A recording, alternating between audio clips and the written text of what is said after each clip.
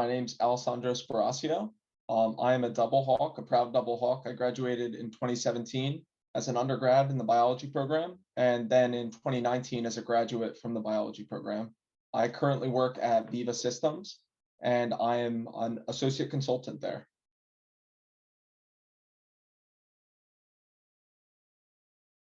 My current role at Veeva Systems is as an associate consultant is to work on project teams that implement the Veeva Cloud software applications. Part of this job includes participating in business process discovery workshops, which are kind of learning how our clients currently work with their current solutions. At those conversations, then they translate into kind of gathering requirements. What things do you do nowadays that you'd like to continue doing with our cloud software? I then am involved with configuring the solution, which is kind of like if you think of your settings in your iPhone, where you'd like to kind of show a widget or hide a widget, depending on how you like to use your phone. We can change the software with settings, kind of like as easy as the iPhone, to make the software behave differently to what a client needs. And then at the end of the project, we work and I help facilitate, testing and finally like moving that stuff into a live place where the customer can finally use it as we've learned their business process and what they would like to do day to day, to ultimately help patients at the end of the day with the software, because Veeva is a life science oriented company.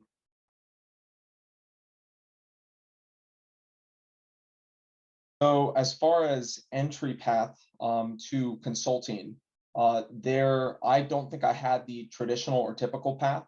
My experience in getting to this role was like really cool. I studied science, and I've always had an interest for life sciences and how things tick and really how things work. I've always been technically minded. And my experience at St. Joe's was great because I learned how to problem solve, how to critically think, how to design an experiment, so to speak, and really kind of gather a baseline of like what's going on somewhere.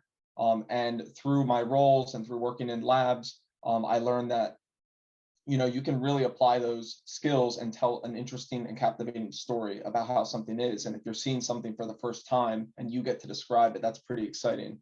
So from that path and working in labs, I ultimately realized working in the wet lab wasn't so much where I saw myself in a career path.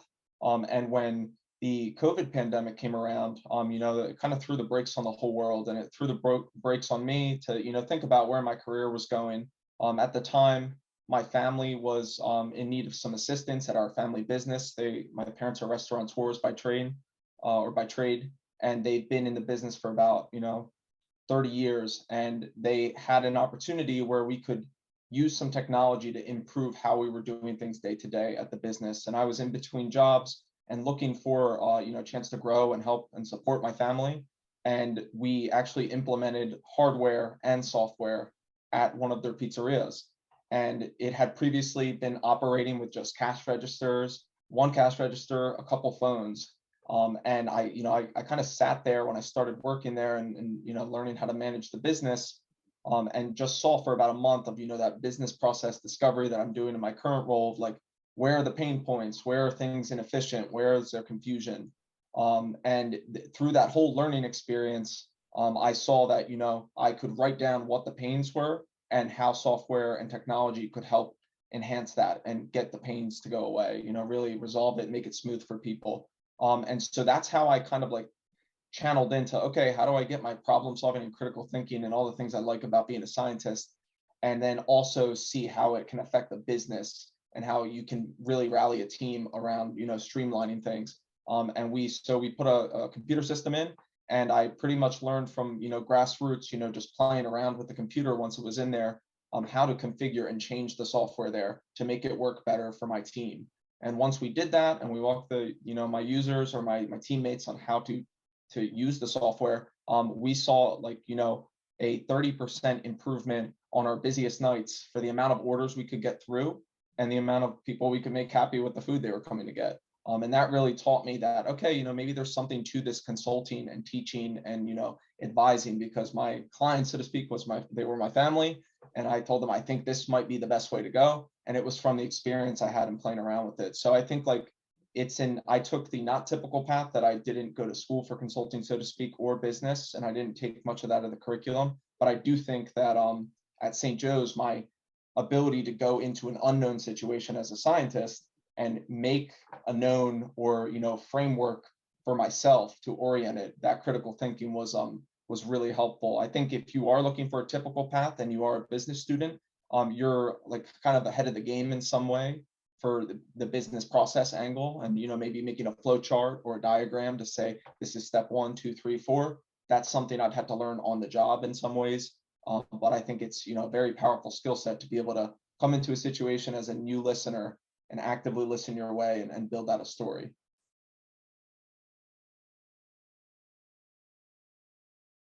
Skills to be successful in the associate consultant role or consultant in general.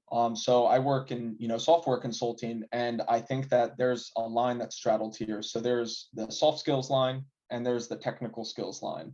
And so we're thinking soft versus hard. So for soft skills, I think if you have a grasp on adaptability, on things changing underneath your feet, the sand is shifting, you can sense that. I think that that is a superpower, because you as a consultant hope to lead your clients and your teammates in a successful direction. And if you can sense that something's changing up, you need to be able to kind of sometimes change on a dime and be okay with that and reorient a plan. I think that that leads nicely into the second soft skill, which is creativity. When you do need to change on a dime, how are you doing that in a nimble way that still makes sense and that might not have been considered? I think another cool part of creativity is that you don't always have to be the one to know. You're probably working on a cross-functional team where different team members bring different strengths and skills to the table so that you could make a creative solution together. So that's leads to the third one, which is active listening. How are you bringing yourself, your mind, your ears, even your message? But I like to think we have two ears and one mouth for a reason. So how are you listening, and then ultimately also leading with empathy, which is a fourth soft skill of like, can you put yourself in your client's shoes to understand, hey, we have this problem, and how can this software or this human process of clicking here, then clicking there, and then telling my teammate I did that, how is that going to make our life easier? Because if they don't have a process today, you could be the one to help them build that out. For technical skills, this is really where I feel like my SJU education really helped out, and my experience in science, critically thinking and problem solving. How can you like map something out, get a piece of paper and just do a brain dump and then see like, okay, what's going to stick here? Thinking about things like project management and time management. I had a degree of this. Like I think I learned how to grassroots project manage from making experiments in the master's program, when I had to plan out on a piece of paper what I was going to do before I did it. But then when you're thinking about like working as part of a team, how are you like accounting for the time it's going to take to do something, or the time for a teammate to do something, and then for your like work streams to meet? How are you making sure it's getting done on time, on budget? There's courses you could take in this. There's people you can learn from, but it's definitely a big skill to build up. And then digital fluency. I think the pandemic taught all of us this, because jobs that you couldn't do before the world went remote, they had to become remote. And with that, thinking about how you can be just as great as you are in person as you are online and on a Zoom call or a Teams call or what have you. How can you tap into different tools? I work on teams with a lot of different people. Some of them like to use Smartsheet, some like to use Microsoft Excel, some like to use Google Sheets.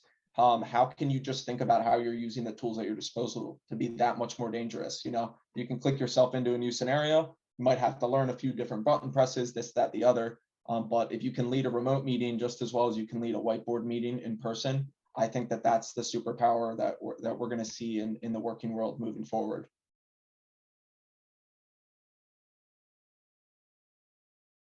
So if you would like to be in the consulting world, if you'd like to be working in software and technology, I think that one great opportunity that I think is, agnostic to discipline, just something I think that helps you build that critical thinking skill, helps you build that problem solving skill.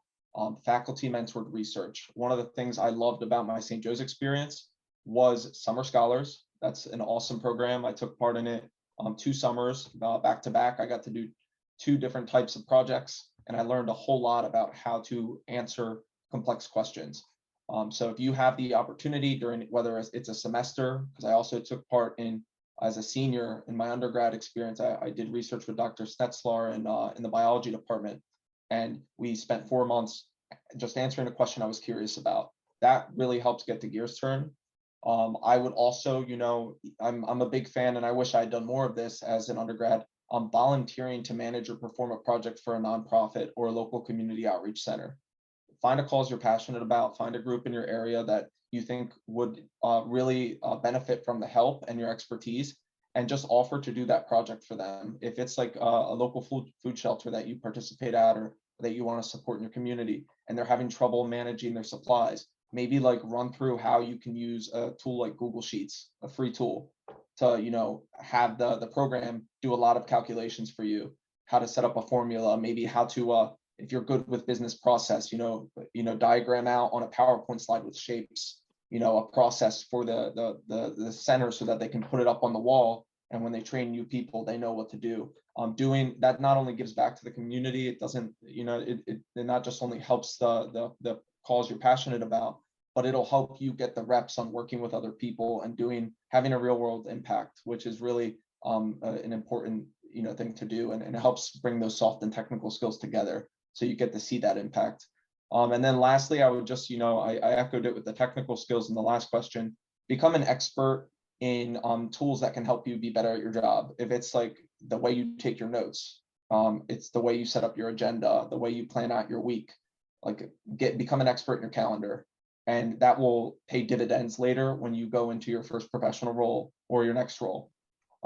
Become an expert in Microsoft Office, Google Suite, Smartsheet, any of these tools that we see a lot of people in this industry use. Because when I work with a client and they're like, oh, we prefer Microsoft Teams, I need to click my brain in to say, okay, I'm ready to log on to this Teams call. I know how to share my screen to you.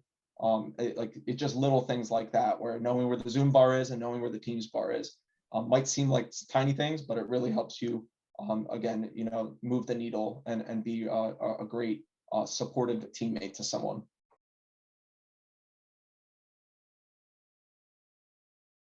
So I would say first and foremost, and this was one of the pieces of advice that I was so grateful to hear, do your research. So if you're going to reach out, or if you're going to go to a networking event, if it's in person, I would recommend looking at the floor plan, look who's going to be there, the partners that you could meet, the different organizations or employers that will be there that you're interested in. Not only know that they're going to be there, but do your research on their industry, do your research on what they're up to nowadays. Set up this thing. Another thing I was, recently learned about, Google Alerts. So you could set up an alert for Google search to send you an email with a certain amount of frequency, like once a month or once a week, even I think day by day, which would be a lot in your email. But you would type in, the employer or the industry you're interested in, and then Google will give you the top hits for that week, for that topic or that employer. That will really help you keep abreast and informed about what's going on. And so that when you do, the second thing that's important, which is meet people you don't know at that event, or that you're curious to know more about, you're going with things that you know are important in their industry, that are important to them, and that you think would really help you jumpstart a conversation, because it's one, you care about what they're doing and you care who they are, and that you want to build that relationship, and it brings value and trust too. So I think that that's very important, to stay informed, to do your research, and then to create that relationship. That's the third important thing. And I've used this in a non-person setting too, increasingly because of the pandemic experience. If you're reaching out cold on LinkedIn or email, which I still believe works, just show that you're interested in creating that relationship, that you're not just there for the end of like, hey, I just need to know you for this. No, you're really there and you're interested about having a dynamic conversation about that, of what's going on in their industry or what's going on for them. Because it's all about building relationships with people and supporting each other.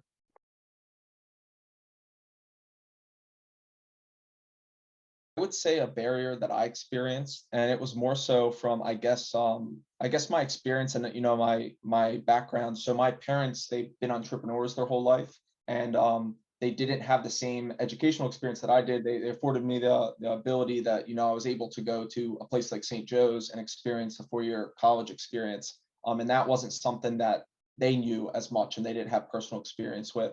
So I don't think it was so much a barrier as just like an experiential filter that I had, where I didn't understand so much how it was to apply to a traditional job, or like the experience that I'm in now as a consultant. I didn't know this was a career path. And then it's no fault of theirs that they didn't know either, but they all the same in my experience in implementing software at the restaurant, like what one by one, I was able to learn, oh, this is a job. These are skills that you can use at this job. And then, they were supportive of my education and exploring science and my interest to get me here. So I don't think it was a barrier, but maybe it was like just a network or experience thing. And I think that what I'm most excited about is that I learned the experience of having possibility, of seeing, lifting that filter and seeing the world in a new way through the role I found.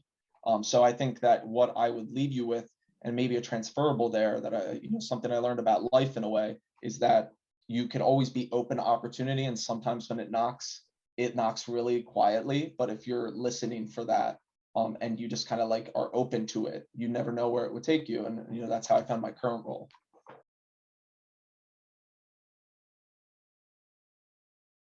So this is a great question. I was excited for this because I get to express my gratitude to SJU alumni and the organization. It's called The Unspoken Rules: Secrets to Starting Your Career Off. It's by Gorik Nid, and the author had a event with St. Joe's Alumni Association where he kind of talked about the book and talked through an interview. But talking about like that filter that I didn't know this was a role. I didn't know this was a pathway that I could go down. Also, like working at a big organization like Veeva, we're 6,000 strong, and we're hoping to grow to 10,000 by 2025. Like, it's a big organization, and I work mostly remotely and in person sometimes.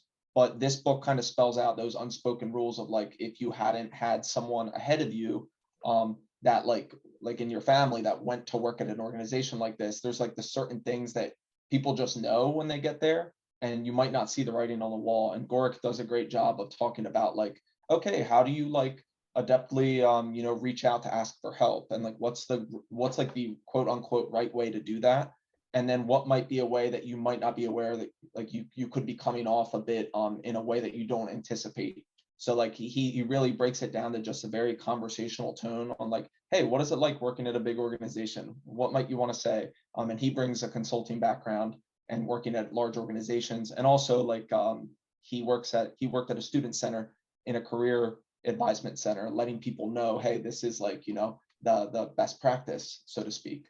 So I would recommend to you, if you're considering working in a big organization or working anywhere really, I think it helps you really build those soft skills. And if you like spending time with books, I couldn't find a better one to tell you about.